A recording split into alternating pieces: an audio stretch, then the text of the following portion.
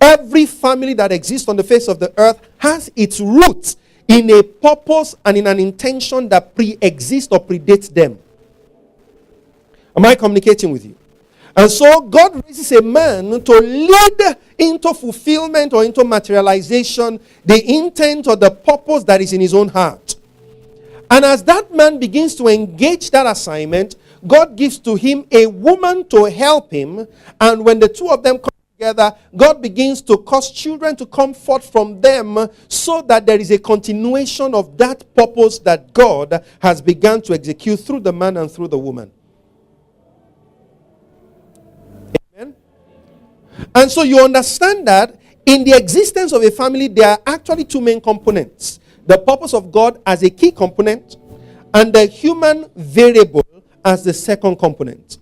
Now understand that the purpose of God is indestructible. The purpose of God cannot be destroyed. The purpose of God cannot be cancelled. The purpose of God cannot be abolished or terminated. The purpose of God endures forever. However, the men and the man, the woman, the children, or the human elements within the arrangement of that family are only as constant to the degree of their submission to the counsel of God.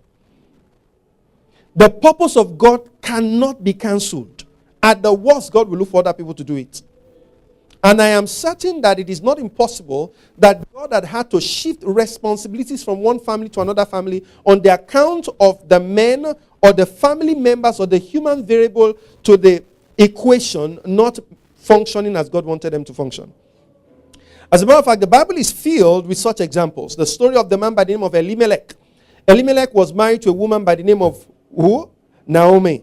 Elimelech and Naomi traveled and relocated from Bethlehem. They relocated to Moab in the day of famine.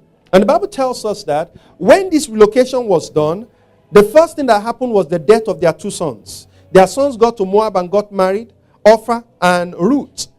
And Chilion and Malion were the names of their sons. Chilion died, Malion died.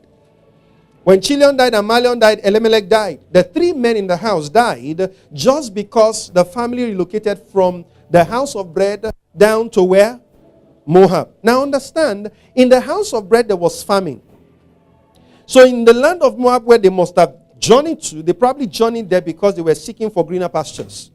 But you need to understand that there is a spiritual climate and there are other things that exist in the realm of the spirit apart from the green pastures that you are seeing in the natural arena.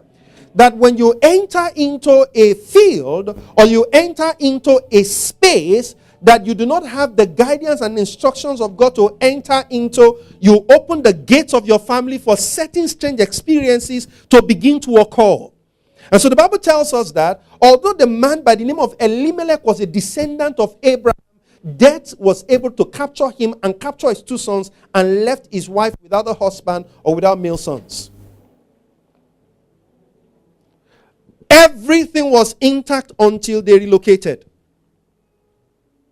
And immediately they relocated, the gates of the family in the realm of the spirit was open, and the first person that was the casualty was the man. The second people that were the casualty were the boys. Now understand that every generation is measured by the quality of men that is inside them.